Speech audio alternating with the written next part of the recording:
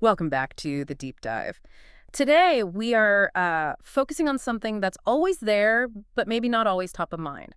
We're talking about the rules, specifically the rules that define the very physical stage on which the game is played. Right. The foundation. Exactly. We're drilling down into the rule book, rules 101 through 106, to really understand the non-negotiables, the physical requirements that ensure safety, legality, and, competitive integrity. It sounds dry, but it's where the whole game starts. It is.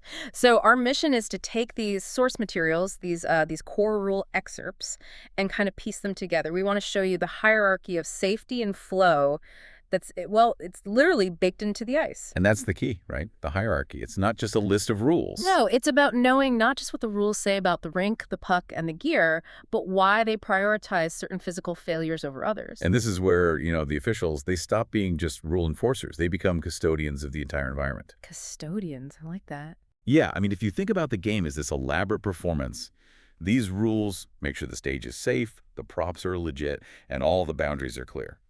And what we'll see is this constant balancing act between, say, mandatory structural compliance and the desire to just keep the action moving. Okay, let's unpack this. I want to start with the ultimate stage, the rink, Rule 101.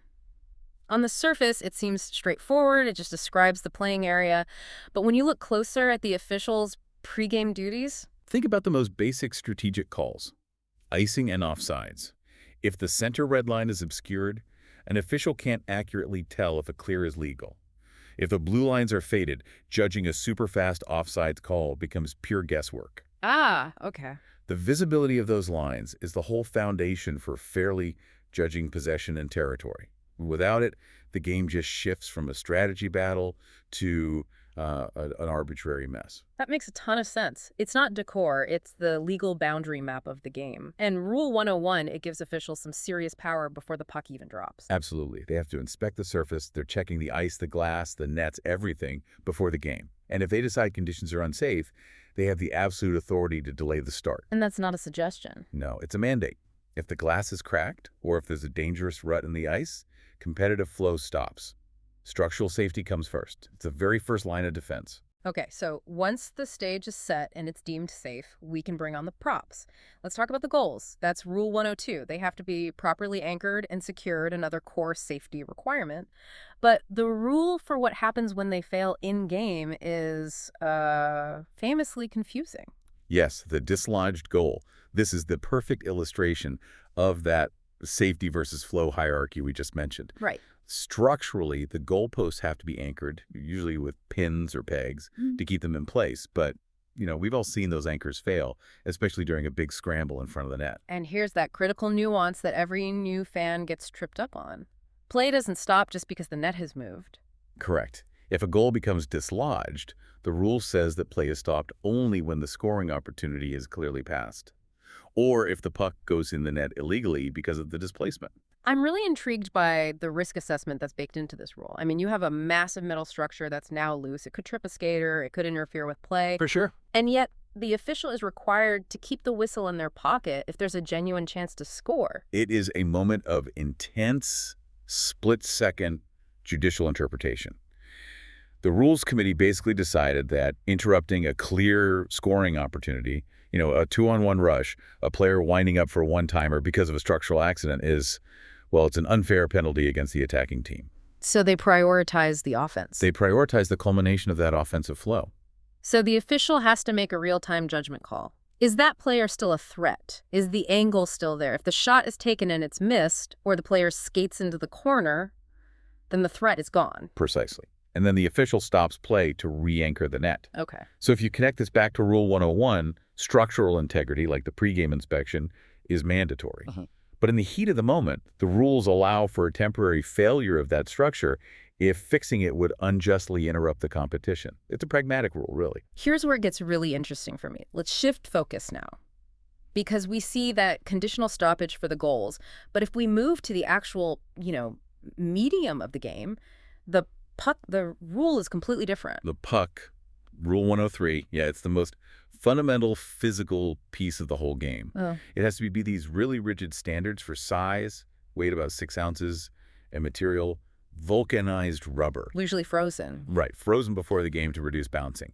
And unlike the goal rule, where the stoppage is conditional, a broken or illegal puck requires an immediate stoppage of play. The whistle blows right away. No condition, no waiting for a scoring chance to pass. If the puck splits in two during a rush to the net, the play is dead, instantly. Instantly. Why is that distinction so absolute? Why is a broken puck so different from a dislodged goal? Because a broken puck means the competition itself has failed. The goal is just a target. The puck is the object being tracked and controlled. If the puck splits, suddenly you have two objects, or maybe one object, whose weight and aerodynamics are completely different. Fair play is impossible. Players are chasing something that isn't the legally defined object of the game anymore. So that's the critical difference. A dislodged goal is a structural problem, it's external to the contest, and it can be tolerated for a moment. But a broken puck is an immediate existential threat to the integrity of the game itself. Exactly right. The integrity of the physical medium of the puck has to be guaranteed at all times. If it's compromised, the game stops until a legal one is put back in play. Speaking of integrity, Rule 105 deals with player equipment.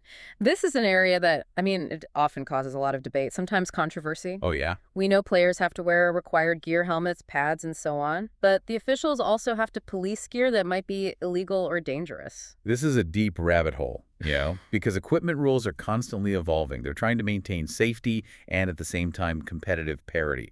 The officials aren't just checking that you have a helmet on. They're checking that it doesn't give you an unfair advantage. Or pose a risk. Exactly. So what are some of the most scrutinized pieces of equipment under Rule 105? The stick is always a big one. There are really strict limits on the curvature of the blade, the hook, and its width. Too much curve gives you a huge advantage in shooting, but you lose some control passing. And they'll actually measure it. Oh, they can. And they do measure a stick's curve, especially if another team challenges it or if they just suspect it's not compliant. And then, of course, goalie pads have been a huge focus for years. We've all seen that evolution, haven't we? Goalies basically started building these giant walls in front of the net. They did. And it forced the Rules Committee to keep reducing the size and profile of chest protectors, leg pads, blockers, all to try and increase scoring. So the rule is always trying to strike that balance between protecting the player and keeping the offense flowing. That's the constant push and pull. And if equipment is deemed illegal, say, a forward is wearing illegal padding to bulk up, or a player has a stick with too much curve, that player is removed from play immediately. And the rule is clear on this. They stay out until it's corrected. It's not a penalty that sends you to the box. It's a temporary suspension. Right, it's procedural. You fix the problem, you swap out the illegal stick, you secure a loose helmet strap, whatever it is, and then you can return to the bench. The official is basically acting as quality control for the player's tools. So we've covered the stage. That's Rink 101, the targets, goals 102, the medium, the puck 103, and the actor's protective gear, equipment 105. Before we get to the ultimate safety mandate, let's quickly touch on Rule 104. Players' benches and the penalty box. It seems logistical, but how does that fit into this whole physical integrity framework? Rule 104 really reinforces the whole structural environment. It dictates things like where the benches have to be placed, and this is important, on the same side of the ice and protected from accidental contact or interference. So it's about separation. It's about maintaining a clear, safe separation between the playing surface and everyone else. It ensures the environment is controlled, so you don't have, a player on the bench reaching out to interfere with the play. It makes sure the perimeter is as sound as the playing surface itself. Okay, so what does this all mean? Let's bring it all together under the official's ultimate responsibility. This is Rule 106, the highest priority safety mandate. Rule 106 is the non-negotiable threshold. It's the top of the pyramid. While all those other rules dictate how the game should function physically, Rule 106 dictates when the game must stop no matter what, regardless of any competitive flow. And that's the mandate for injury and unsafe conditions. What does the rule specifically say about a player injury? It says the official must stop play immediately for a serious injury.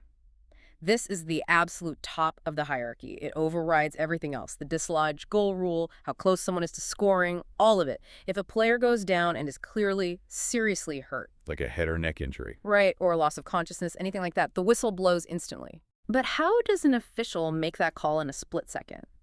How do they distinguish between a serious injury that needs an immediate stop and, say, a deep cut or a painful fall where play often continues? And that's where their judgment and their training are just paramount.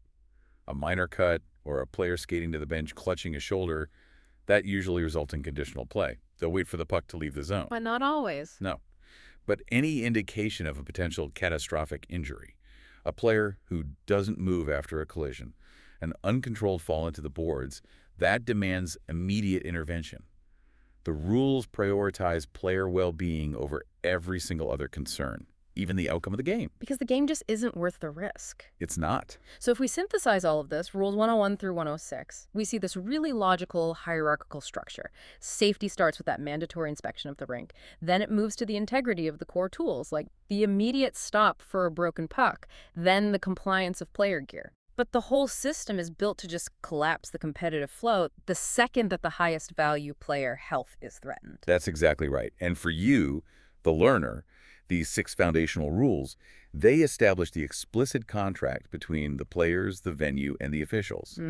They dictate not only the standard of physical legality, but also the complex, often subjective judgments that officials have to make in real time to preserve it all. This deep dive has been incredibly insightful. I feel like we've moved past just reciting rules to really understanding the philosophy behind the physical structure of the game.